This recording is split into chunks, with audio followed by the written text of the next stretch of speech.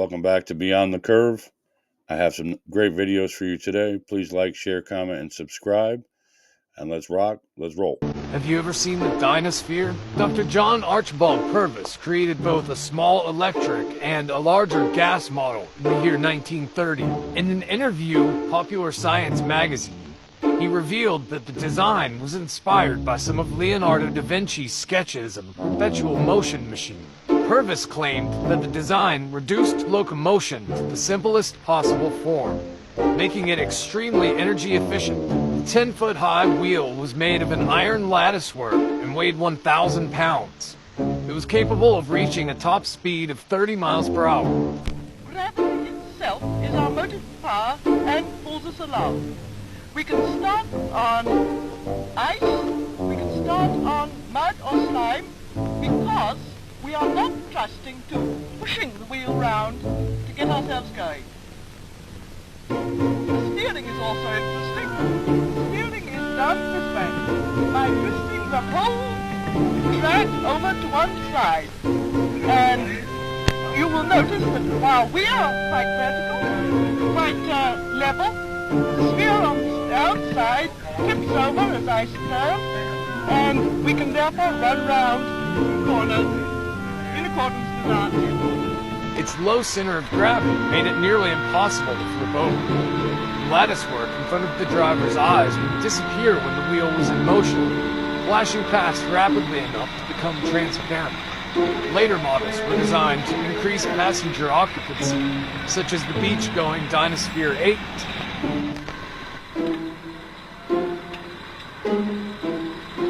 There was even the Dynawheel motor bus that promised to revolutionize the field of motor transportation. Dr. Purvis and his son, seen driving in these clips, was certain that this was the future of safe and efficient travel. History is full of secrets. Just imagine where this could have gone. How many other technologies have been lost to the past? How cool is this old world tech? We've got a long way to go and a short time to get there. I'm eastbound, just watch old bandit run.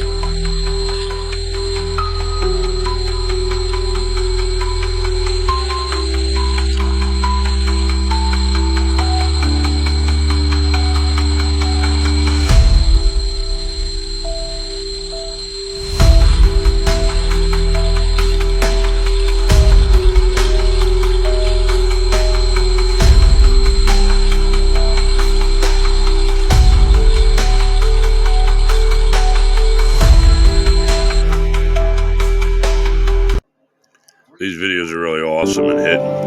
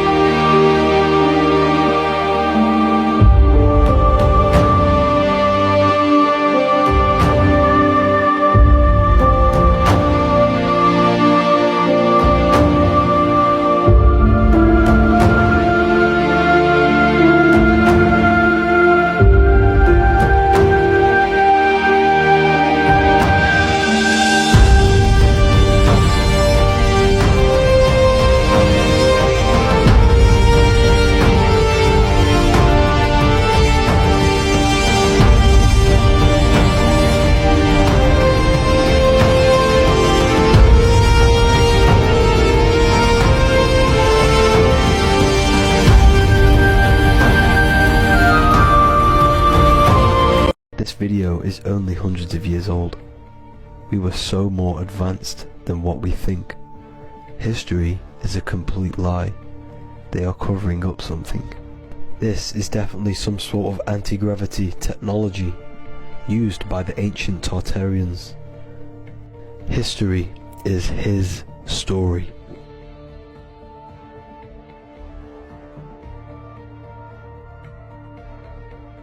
These videos are not just it.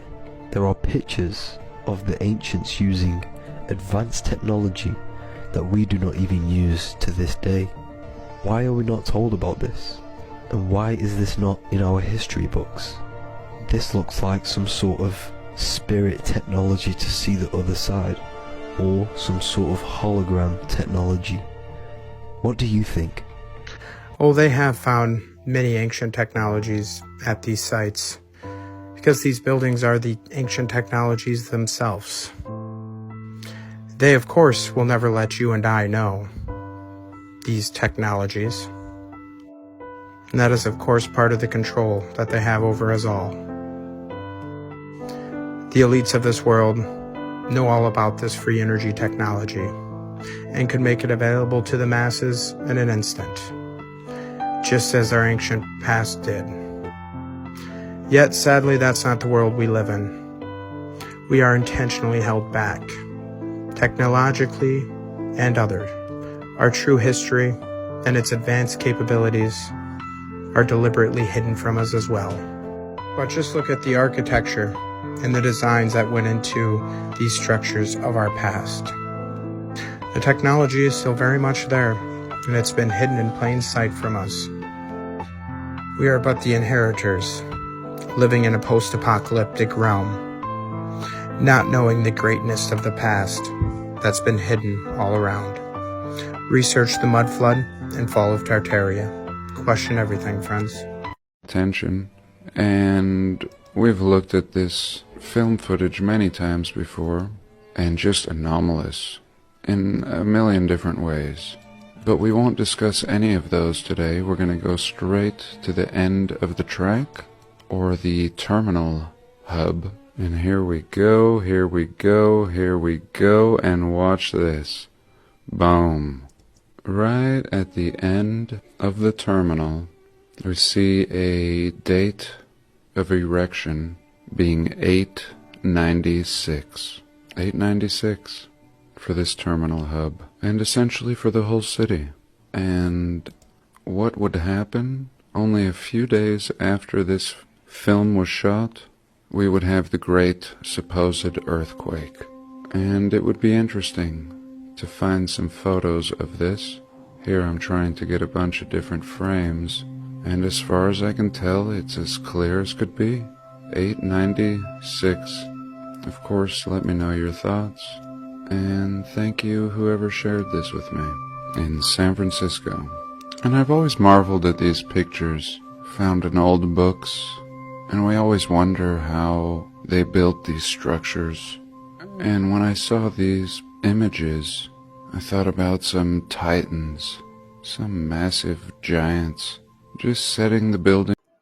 I hope everyone's enjoying the video. Please don't forget to take this time to like, share, and subscribe. Thank you.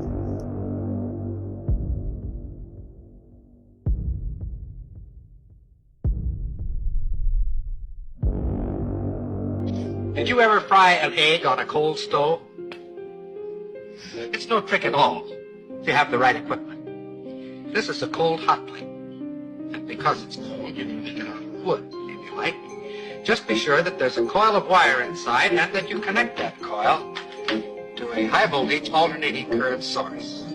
The rest is easy. As long as we're being different, we'll use motor oil instead of Crisco.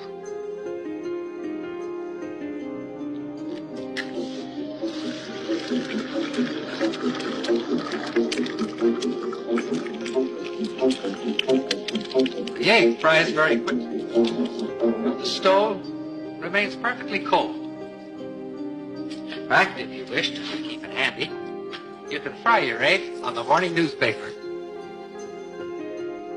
With a gadget like this, you can get up in the morning, sit on the stove, read the morning newspaper, and fry the eggs in your lap.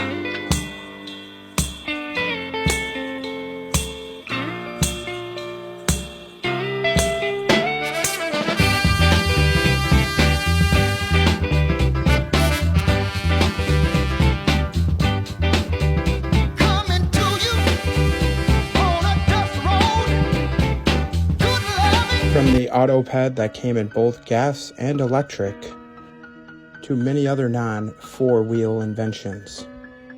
These were some of the many unique and very innovative forms of transportation in the late 1900s.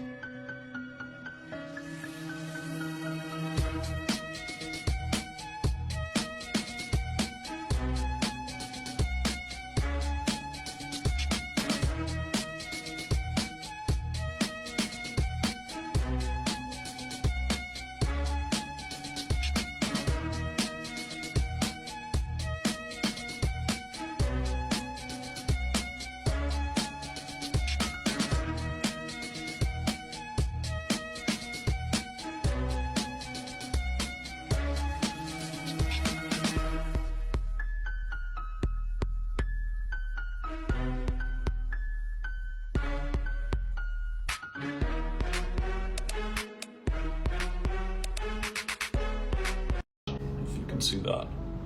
Look at that detail.